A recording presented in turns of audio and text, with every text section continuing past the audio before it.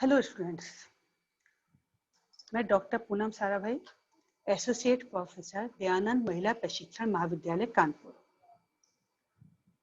आज हम लोग एमएड फर्स्ट ईयर के 5th paper information and communication technology in education के अंतर्गत कम्युनिकेशन टेक्नोलॉजी के बारे में अध्ययन करेंगे, जिसके बारे में हम पहले लेक्चर में थोड़ा सा पढ़ चुके हैं।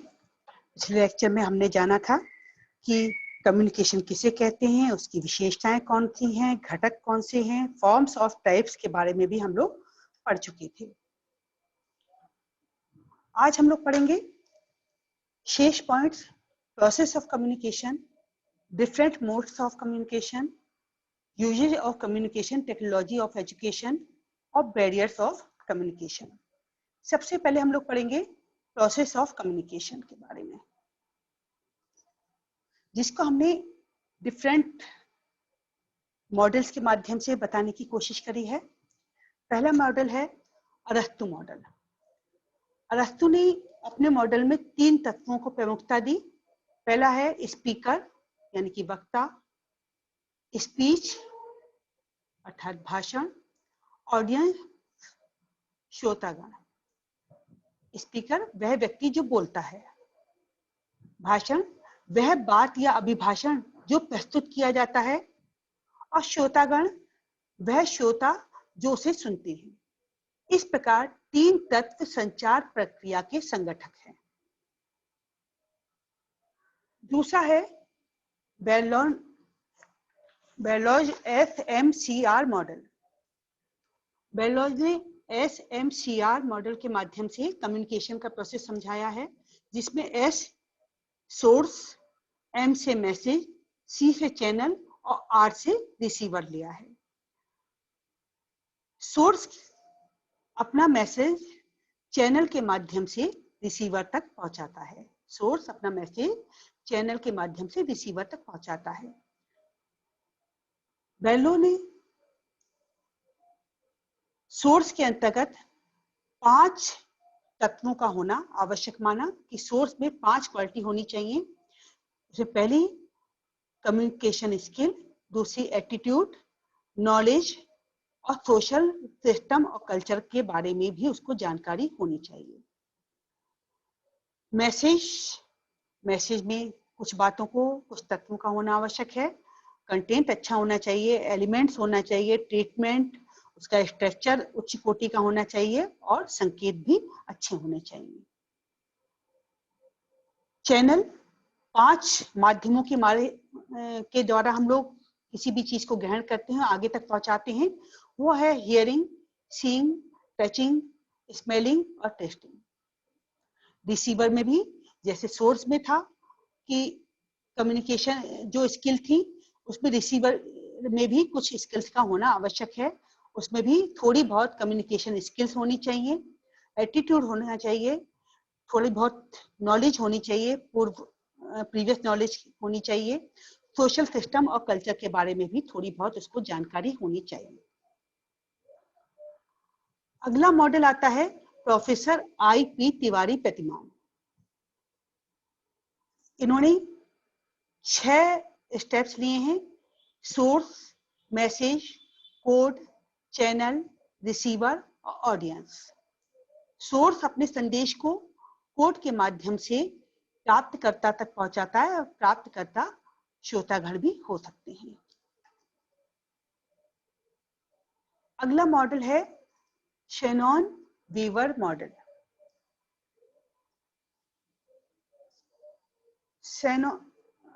इन्होंने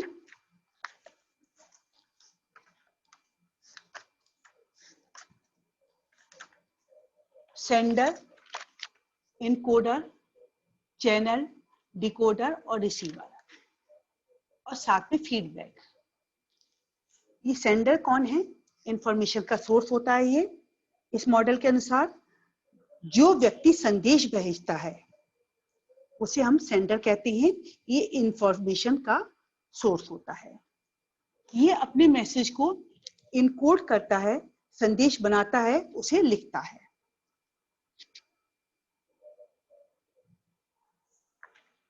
फिर किसी ना किसी चैनल या मीडिया के तहत माध्यम के द्वारा, चाहे वो रेडियो हो, टीवी हो, फोन हो, भाषण हो, लेक्चर हो और या फिर इंटरनेट हो, अपने संदेश को, अपने मैसेज को प्रेषित करता है। प्रेषित मैसेज, जो प्रेषित संदेश होता है, वो जहां पहुंचता है वहां उसे पढ़कर इनकोड किया जाता है, डिकोड किया जाता है और डिकोड होकर संदेश जिसके लिए है उस तक उसे पहुंचाया जाता है। वह व्यक्ति यानी कि रिसीवर अगर आवश्यकता होती है तो अपनी फीडबैक को या अपनी उसको जो वो चीज जानना चाहता है उसकी सूचना सेंडर तक पहुंचाता है। तो शेनॉन वीवर के अनुसार सेंडर अपनी बात को लिखकर इनकोड करके चैनल तक पहुंचाता है, चैनल डिकोड कर रिसीवर तक पहुंचाता है और रिसीवर फीडबैक के माध्यम से सेंडर तक अपनी बात को पहुंचाता है। अगला मॉडल है लॉस्वेल मॉडल। इन्होंने अपने मॉडल को डिफरेंट टाइप से समझाया है। उन्होंने कहा है कि कौन क्या कह रहा है, किस माध्यम से कह रहा है, किसको कह रहा है और कितने प्रभावी ढंग से कह रहा है। इसमें जो कौन है वो है स्रोत, सोर्स और कम्युनिकेटर यानी कि सेंडर। क्या कह रहा है ये होता है संदेश या मैसेज। किस माध्यम से, इन विच चैनल, ये मीडियम है, चैनल है, माध्यम। किसको कह रहा है, रिसीवर या ऑडियंस। कितने प्रभावशाली ढंग से कह रहा है, कितना प्रभाव पड़ा, इफेक्ट पड़ा, इसको हम फीडबैक के नाम से भी जान सकते हैं। तो उन्होंने, लॉस्वेल ने अपने मॉडल को उन्हीं तत्वों को लेके वो चले हैं जिस तत्वों को लेके अलग और भी विद्वान चले थे, लेकिन इनके समझाने का ढंग थोड़ा अलग है। अब आते हैं डिफरेंट, इस प्रकार हम लोगों ने डिफरेंट मॉडल जो हैं वो देखे और उस मॉडल के सामने को ध्यान में रख के हमने जाना कि संप्रेषण की प्रक्रिया में मुख्यतः 5 घटक होते हैं: सेंडर, मीडिया, मैसेज, रिसीवर और फीडबैक। और अलग अलग विद्वानों ने उन्हें अलग अलग ढंग से डिस्क्राइब किया है। अब आते हैं डिफरेंट मोड्स ऑफ कम्युनिकेशन, कि किन किन माध्यमों के द्वारा हम अपनी बात को दूसरों तक पहुंचाते हैं। इसको हमने 3 भागों में बांटा है: ऑडियो, विजुअल और ऑडियो विजुअल। ऑडियो के अंतर्गत रेडियो, ऑडियो यानी कि श्रव्य सामग्री जिसको हम सुन सकते हैं, जिसमें radio, tape recorder, teaching machine, gramophone, lingua phone आदि आते हैं।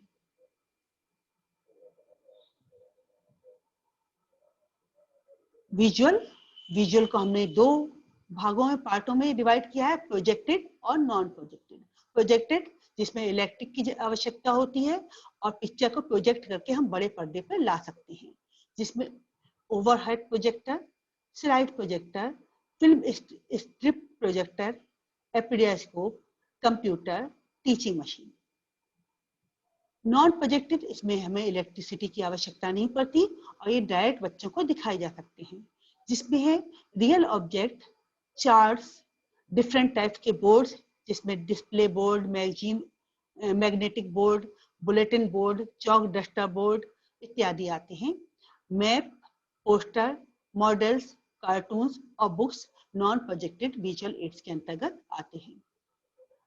अगला आता है ऑडियो विजुअल एड्स, जिसमें हम सुन भी सकते हैं और देख भी सकते हैं, जिसमें cinema, television, documentary films, audio visual tapes, drama, film strip cinema, film cinema और कंप्यूटर इत्यादि आते हैं इसके अंतर्गत। नेक्स्ट आता है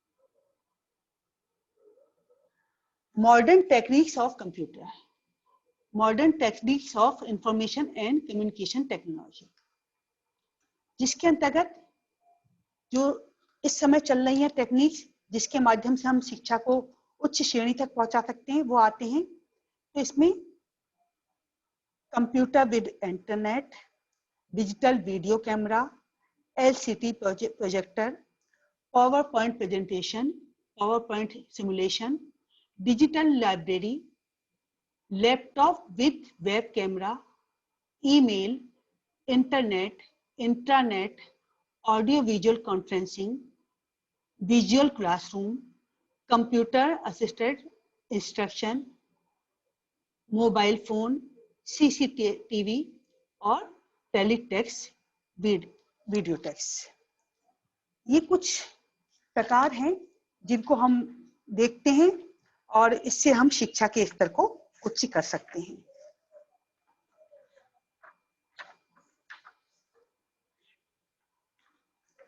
अब हम आते हैं कि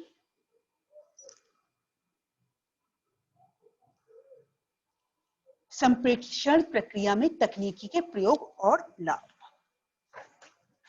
संप्रेषण प्रक्रिया यानी कि शिक्षा में संप्रेषण प्रक्रिया, शिक्षा में संप्रेषण रीढ़ की हड्डी की तरह है। बिना कम्युनिकेशन प्रक्रिया की कल्पना भी नहीं की जा सकती। कम्युनिकेशन की सफलता इस बात पर निर्भर करती है कि वह किस माध्यम से दी गई है। कम्युनिकेशन की प्रक्रिया में हमारी, जैसे हम पहले भी बता चुके हैं कि विभिन्न ज्ञानेंद्रियां, आंख, नाक, कान, जिह्वा और त्वचा, ये महत्वपूर्ण भूमिका निभाती हैं। कम्युनिकेशन या सीखने सिखाने की प्रक्रिया में जितनी अधिक ज्ञानेंद्रियों का प्रयोग किया जाएगा, सीखना उतना ही प्रभावशाली होगा। इसके लिए हमने कुछ रिसर्च के रिजल्ट हम लेके आए हैं, जिसको अगर हम देखेंगे तो देखेंगे कि एक से ज्यादा अगर हम ज्ञानेंद्रियों का प्रयोग करेंगे तो सीखना कितना ज्यादा प्रभावशाली होगा। पहला है छात्र सीखते हैं, जिसमें एक रिसर्च है जिसका रिजल्ट निकला है केवल 1% चख कर सीखते हैं, रसेंद्रियों द्वारा सीखते हैं। 3% सूंघ कर सीखते हैं, 1.5% स्पर्श के द्वारा सीखते हैं यानी कि छू कर सीखते हैं, 11.5% सुनकर सीखते हैं और 83% देखकर सीखते हैं। तो ये 5 ज्ञानेंद्रियों में सबसे ज्यादा प्रभावशाली ज्ञानेंद्रिय हमारी आती है दृश्य ज्ञानेंद्रिय, जिसमें हम देखते हैं। जब हम किसी चीज को देखते हैं तो सबसे ज्यादा सीखना प्रभावशाली होता है। अगला आता है छात्र याद रखते हैं। छात्र जो क्लास में सीखते हैं उसको कितने % याद रखते हैं, ये डिपेंड करता है कि हमारी ज्ञानेंद्रियां कौन कौन सी ज्ञानेंद्रियां इन्वॉल्व हैं उसमें। तो जो सुनते हैं यानी कि श्रवण, इसमें केवल हम 20% याद रखते हैं। जो देखते हैं उसको 30% रखते हैं। जो देखते और सुनते हैं दोनों, उसमें 50% हम याद रखते हैं। 80% जो करते हैं, स्वयं करते हैं, उससे हम 80% सीख लेते हैं। और 90% हम सीखते हैं जो हम करते हैं और साथ में कहते हैं। यानी कि जो हमने कोई चीज बनाई या कोई चीज करी उसको फिर समझाया, तो हम 90% उसे सीख लेते हैं। लर्निंग बाय डूइंग इसके अंतर्गत आती है। साथ याद रखने का एक और, सीखते कैसे हैं बच्चे, इस पर एक और रिसर्च हुआ जिसकी हमारे रिजल्ट है कि 3% टेस्ट के माध्यम से, 3% स्मेल सूंघकर, 6% टच के माध्यम से, 15% सुनकर और सबसे ज्यादा, जैसे पहले भी बात हो चुकी है, 73% हम देखकर सीखते हैं। तो ये कुछ रिजल्ट थे रिसर्च के, जिसके माध्यम से हमने जाना कि ज्ञानेंद्रियों का प्रयोग हम जितना ज्यादा करेंगे, सीखना, सिखाना और याद करना उतना ही ज्यादा प्रभावशाली होगा। एक कहावत है, इसके लिए कि मैं सुनता हूं और भूल जाता हूं, मैं देखता हूं और याद रखता हूं, मैं करता हूं और समझ जाता हूं। सबसे ज्यादा प्रभावशाली है मैं करता हूं और समझ जाता हूं। तो इसलिए कह सकते हैं हम कि सीखने सिखाने की प्रक्रिया में अधिक से अधिक ऑडियो विजुअल एड्स का प्रयोग करें, जिससे कि सीखना और सिखाना, टीचिंग लर्निंग प्रक्रिया अधिक प्रभावशाली, इफेक्टिव बन सके। अब हम शिक्षा में संप्रेषण प्रक्रिया में तकनीकी के प्रयोग से लाभ लेंगे कि शिक्षा में हम तकनीकी साधनों का प्रयोग करेंगे तो उससे हमें क्या क्या लाभ है। पहला है शिक्षण प्रक्रिया को अधिक वैज्ञानिक और वस्तुनिष्ठ बनाना, क्योंकि ज्ञान जो होता है वो क्रमबद्ध होता है, सीखना सिखाना प्रभावशाली हो जाता है। दूसरा आता है शिक्षण प्रक्रिया सरल, स्पष्ट, रुचिकर और प्रभावशाली होती है। सरल, स्पष्ट, रुचिकर और प्रभावशाली। इसका कारण है कि जो भी हम सीखते सिखाते हैं वो किसी एड के माध्यम से सिखाते हैं। यदि हम डायरेक्ट बोल कर बताएं तो वो उतना अच्छा बच्चों को समझ में नहीं आएगा जितना कि किसी माध्यम के द्वारा आएगा। जैसे पृथ्वी पर रात और दिन का होना, भूकंप आना, ग्रहण लगना। हम बच्चों को बताएंगे कि रात और दिन कैसे होता है। अगर हमें बोल के बताना होगा तो हम उनको बोल के बताएंगे कि पृथ्वी सूर्य के चारों तरफ चक्कर लगाती है और जो भाग सूर्य के सामने होता है वहां दिन होता है और पीछे के भाग पर रात होती है। इसी बात को अगर हम पृथ्वी के मॉडल और सूर्य के मॉडल के द्वारा समझाएंगे तो बच्चों को बहुत ही अधिक सरल, स्पष्ट, रुचिकर और प्रभावशाली बन जाएगा और वो ज्ञान स्थायी भी होगा, क्योंकि देखी हुई चीज हमेशा स्थायी रहती है। नेक्स्ट है प्रभावशाली शिक्षण हेतु नई नई विधियों का विकास तकनीकी के माध्यम से हुआ है, जैसे माइक्रो टीचिंग है, प्रोग्राम इंस्ट्रक्शन है इत्यादि। शिक्षण प्रक्रिया में समय, धन और श्रम की बचत होती है। इसमें हम अगर एक उदाहरण ले लें तो हम कोचिंग का उदाहरण ले सकते हैं। पहले कोचिंग में बच्चे पढ़ते थे और 40-50 बच्चों से ज्यादा एक बार में नहीं पढ़ पाते थे। आज 1000-2000 तक बच्चे एक साथ एक कोचिंग में पढ़ते हैं और इसका कारण है टेक्नोलॉजी। टेक्नोलॉजी से संबंधित उपकरण जिसके माध्यम से हम एक समय में, कम समय में, कम धन में और कम शक्ति के द्वारा अधिक से अधिक लोगों को ज्ञान पहुंचा सकते हैं। इसके साथ साथ ऑनलाइन कोचिंग भी कर सकते हैं। नेक्स्ट है स्वतंत्र अध्ययन हेतु अधिकतम अवसर है। सेल्फ स्टडी, चाहे वो टीचर के लिए हो या बच्चों के लिए हो, वो अपने आप स्टडी कर सकते हैं। छात्रों और शिक्षकों की व्यक्तिगत आवश्यकताओं की पूर्ति भी सेल्फ स्टडी के माध्यम से हो सकती है।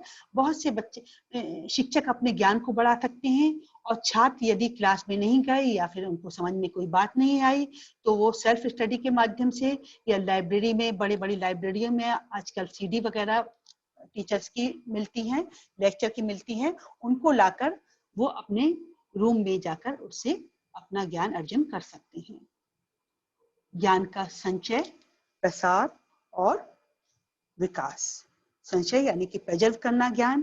प्राचीन काल में बुक्स पे कलम दवात के माध्यम से, उसके बाद बुक्स के माध्यम से, और आज हम टेक्नोलॉजी के माध्यम से आसानी से किसी भी चीज का संचय कर सकते हैं, उसको एक जगह से दूसरी जगह पहुंचा सकते हैं और अपने ज्ञान का विकास कर सकते हैं। दूरस्थ शिक्षा यानी कि डिस्टेंस एजुकेशन। आज डिस्टेंस को प्रभावशाली बनाना, आज डिस्टेंस एजुकेशन को हम बिना टेक्नोलॉजी के कल्पना भी इसकी नहीं कर सकते। दूरस्थ शिक्षा को प्रभावशाली बनाने में टेक्नोलॉजी ने बहुत बड़ा योगदान दिया है। उच्च शिक्षा के स्तर को ऊंचा बनाना। उच्च शिक्षा जिसमें हमें ज्यादा ज्ञान की, ज्यादा नॉलेज की आवश्यकता होती है, तो उसके लिए डिफरेंट टाइप की लाइब्रेरी, डिजिटल लाइब्रेरी और ऑनलाइन टीचिंग, ये सब हम देखकर अपने ज्ञान को ऊंचा उठा सकते हैं। अगला आता है प्राइवेट स्टूडेंट्स, व्यक्तिगत परीक्षार्थियों को लाभ। जो प्राइवेट किसी कारण से छात्र कॉलेज, महाविद्यालय या विश्वविद्यालय जाकर पढ़ाई नहीं कर सकते, वो प्राइवेट फॉर्म भरते हैं। और इसके लिए पहले उन्हें जगह जगह चक्कर लगाने पड़ते थे, चाहे वो यूनिवर्सिटी हो या कॉलेज हो, लेकिन आज वो ऑनलाइन फॉर्म भर के और सारे कोर्स आदि लेकर पढ़ाई कर सकते हैं और आगे बढ़ सकते हैं। अधिक से अधिक छात्रों की सूचनाएं शीघ्रता से पहुंच जाती है इंटरनेट के माध्यम से। कोई भी सूचना हो, नवीन सूचना हो, वो शीघ्र ही किसी भी व्यक्ति तक, छात्रों तक, शिक्षक तक पहुंच जाती है। छात्रों की उत्सुकता को जागृत कर उन्हें जिज्ञासु बनाने का कार्य भी टेक्नोलॉजी बहुत ही अच्छे ढंग से करती है। अमूर्त विचारों को मूर्त रूप देना। जो दिमाग में अमूर्त विचार हैं, जैसे पहले उदाहरण दिया दिन और रात का होना, ये अमूर्त विचार था। उसको जब मॉडल के हेल्प लेकर सिखाया या इंटरनेट पे दिखाया तो वो मूर्त रूप हो गया। तो मूर्त रूप किसी भी सीखने सिखाने की प्रक्रिया का एक प्रभावशाली माध्यम होता है।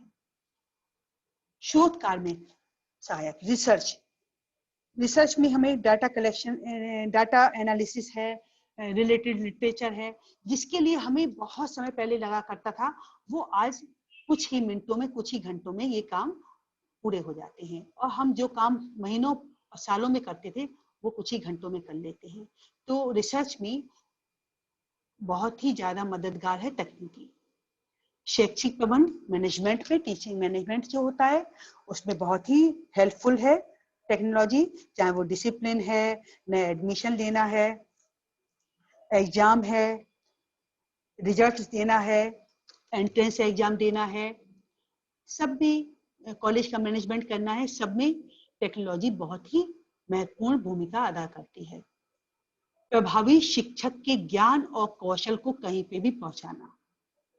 जब टेक्नोलॉजी का विकास नहीं हुआ था, तो प्रभावी शिक्षक जो थे, वो उनका ज्ञान अपनी जगह तक ही सीमित था। ज्यादा से ज्यादा वो अपनी बात को रेडियो और टीवी के माध्यम से ही दूसरों तक, या लिखकर किताबों के माध्यम से ही दूसरों तक पहुंचाते थे। आज नई टेक्नोलॉजी के माध्यम से वो अपने ज्ञान और कौशल को मिनटों में दूसरे कहीं पर भी पहुंचा सकते हैं। शिक्षकों के ज्ञान, क्षमताओं और योग्यताओं में दिन पर दिन वृद्धि हो रही है। वो सेल्फ स्टडी करते हैं, अपने ज्ञान और क्षमताओं को बढ़ाते हैं, योग्यता को बढ़ाते हैं और उससे छात्रों को लाभान्वित करते हैं। उचित मूल्यांकन प्रविधियों का विकास। इसमें नई नई इवैल्यूएशन टेक्निक आ गई है। ऑनलाइन एग्जाम दीजिए, तुरंत आपका रिजल्ट पता लग जाता है, तुरंत फीडबैक मिल जाता है और इससे बच्चों को रीइंफोर्समेंट मिलता है, वो आगे बढ़ने के लिए प्रेरित होते हैं। तो इस प्रकार हमने देखा कि हम संप्रेषण प्रक्रिया में जब हम शिक्षा में संप्रेषण प्रक्रिया में तकनीकी का प्रयोग करते हैं तो बहुत ही महत्वपूर्ण रिजल्ट सामने आता है और हमें बच्चों को सीखने और सिखाने की प्रक्रिया में बहुत ही ज्यादा मदद मिलती है। अब आ जाते हैं कि हर चीज में कुछ ना कुछ बाधाएं आती हैं, जिसमें सबसे पहले हम देखेंगे कि इसको हम संप्रेषण के मार्ग में जब बाधाएं आती हैं उसको हमने दो तरह से बांटा है, जिसमें हमने पहला है संप्रेषण में आने वाली प्रमुख बाधा, भौतिक बाधा, भाषा संबंधी बाधा, मनोवैज्ञानिक बाधा, पृष्ठभूमि संबंधी बाधा। फिजिकल बैरियर्स आते हैं, जिसके अंतर्गत शोर, जब हम कम्युनिकेशन कर रहे होते हैं उसके बीच में शोर आना, दिखाई ना देना, वातावरण और भौतिक असुविधाएं, खराब स्वास्थ्य आदि जो हैं वो भौतिक बाधाओं के अंतर्गत आते हैं। इसको दूर करने के लिए हम बैठने की उपयुक्त व्यवस्था करें, दृश्य और शब्द साधन में हम उसमें सुधार लाएं, शोर को नियंत्रित करें और वातावरण और उससे संबंधित सुविधाएं प्रदान की जाएं। दूसरा आता है भाषा संबंधी सुविधाएं।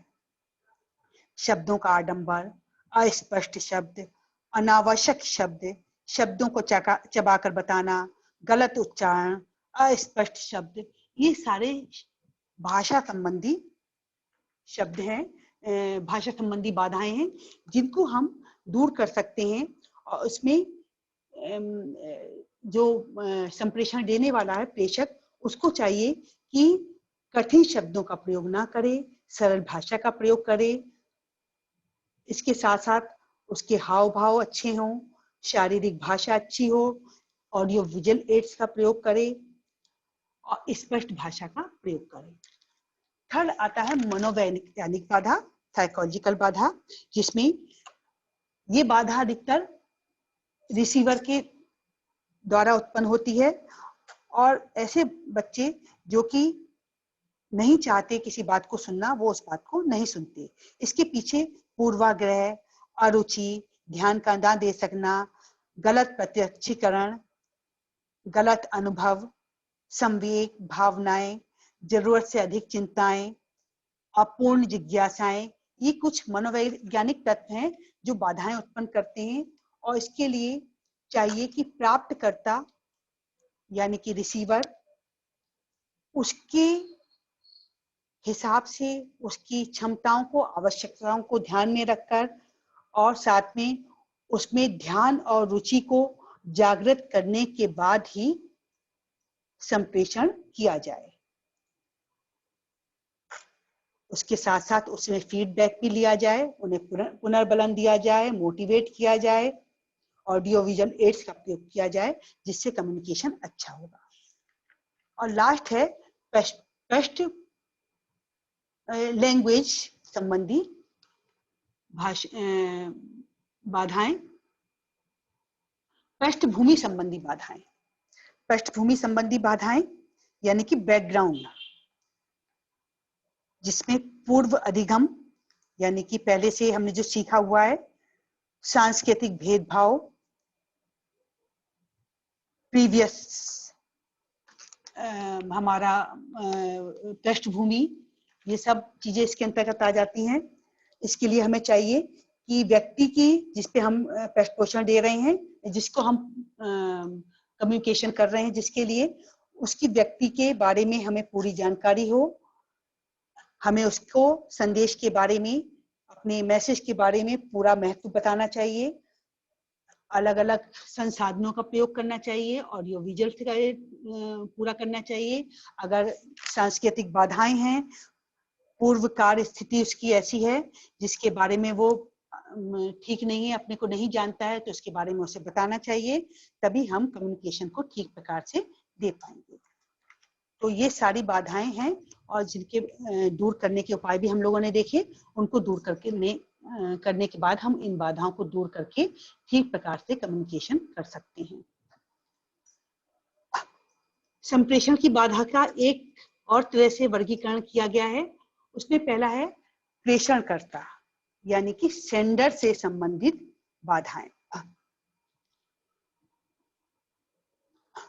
दूसरा है संदेश प्रसारण से संबंधित बाधाएं यानी कि मीडिया से संबंधित बाधाएं।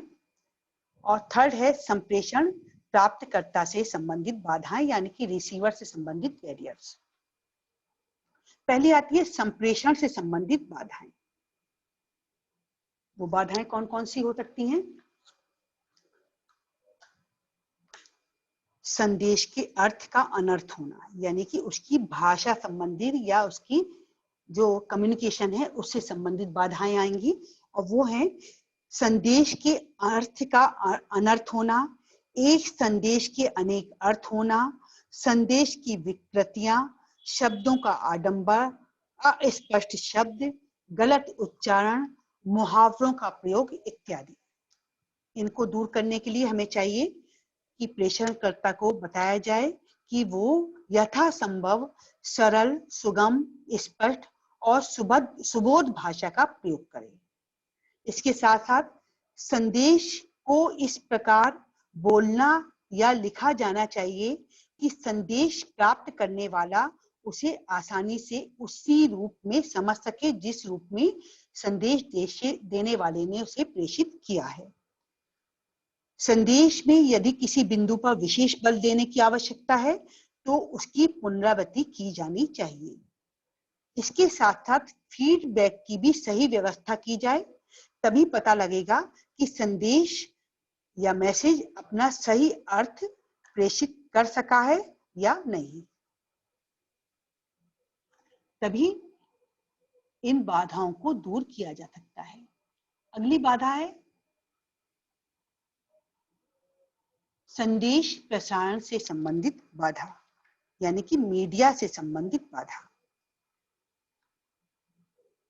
संदेश प्रसारण प्रत्यक्ष या अप्रत्यक्ष किसी रूप में भी हो सकता है, शाब्दिक या अशाब्दिक किसी भी रूप में हो सकता है। इसके लिए वो प्रसारण सही हो, इसके लिए हमें बहुत सारी बाधाएं हैं, जैसे कि संप्रेषण संबंध का टूटना, संप्रेषण चैनल की गुणवत्ता में कमी, शोर होना, अदृश्यता होना, वातावरण भौतिक वातावरण का ठीक ना होना, ध्वनि प्रदूषण, असुविधाएं, भौतिक वातावरण से संबंधित असुविधाएं, अस्पष्टता, अस्पष्ट शब्द और अस्पष्ट संकेत। इन बाधाओं को दूर करने के लिए हमें चाहिए पहले से ही प्रसारण करने से पहले ही हम इन बाधाओं को दूर कर लें, और इसके लिए हमें चाहिए कि प्रसारण की पूर्व में ही व्यवस्था करी जाए, जिससे कि संप्रेषण चैनल को हम ठीक से सुना पाए या दिखा पाए या पढ़ा पाए। उसकी गुणवत्ता हमें पहले से ही परख लेनी चाहिए। साथ में बैठने की व्यवस्था उपयुक्त हो, भौतिक वातावरण उपयुक्त हो, हवा पानी रोशनी की उपयुक्त व्यवस्था हो, वातावरण जन्य सुविधाएं प्रदान करी जाएं, तभी हम संदेश को सही प्रकार से प्रसारित कर पाएंगे। नेक्स्ट आता है संप्रेषण प्राप्तकर्ता से संबंधित बाधाएं। ये बाधाएं जैसे कि पहले भी हम देख चुके हैं कि पूर्व ज्ञान से संबंधित हो सकती हैं, अपूर्ण जिज्ञासा से संबंधित हो सकती हैं, रिसीवर के रुचि का ना होना, अज्ञानता का होना। ये कुछ ऐसी बातें हैं जिनके माध्यम से हमें बाधाएं या बैरियर्स उत्पन्न हो सकते हैं। इसके लिए हमें चाहिए कि सुनने वाले में अच्छी आदतें डालने का प्रयास किया जाए। इसके लिए जो व्यक्ति संदेश लाया है उसे देखकर या संदेश के लिफाफे आदि से संदेश का पूर्व ज्ञान या पूर्व अनुमान लगाना गलत है, इस बात को रिसीवर को समझाया जाए।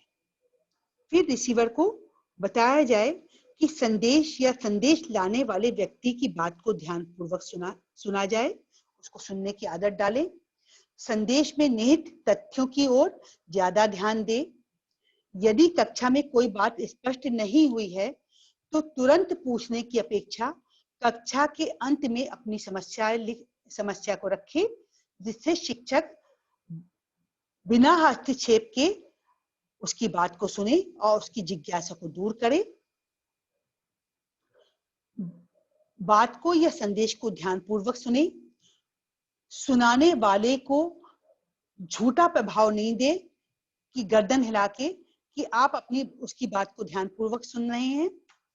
सुनते समय अन्य चीजों पर ध्यान नहीं दे, अन्य शोर पर या अन्य दृश्यों पर ध्यान ना दे।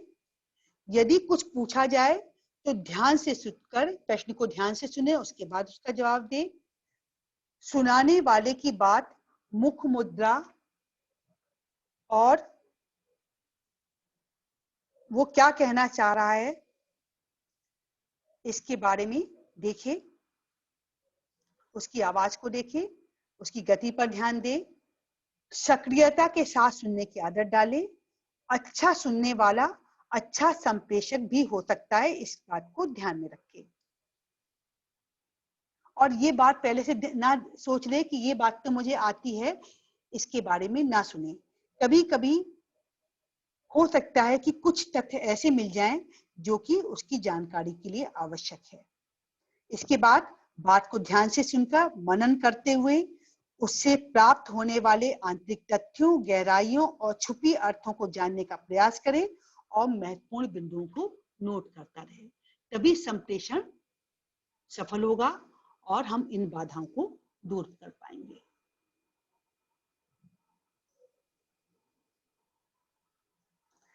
तो आज हम लोगों ने जाना कि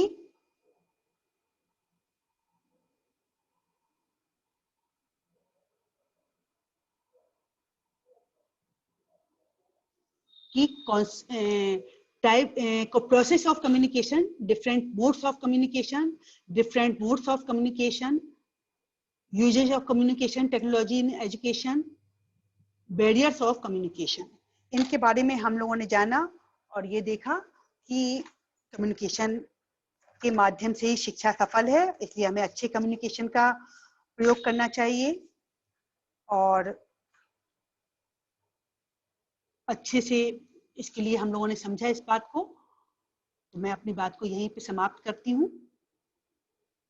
थैंक यू, धन्यवाद।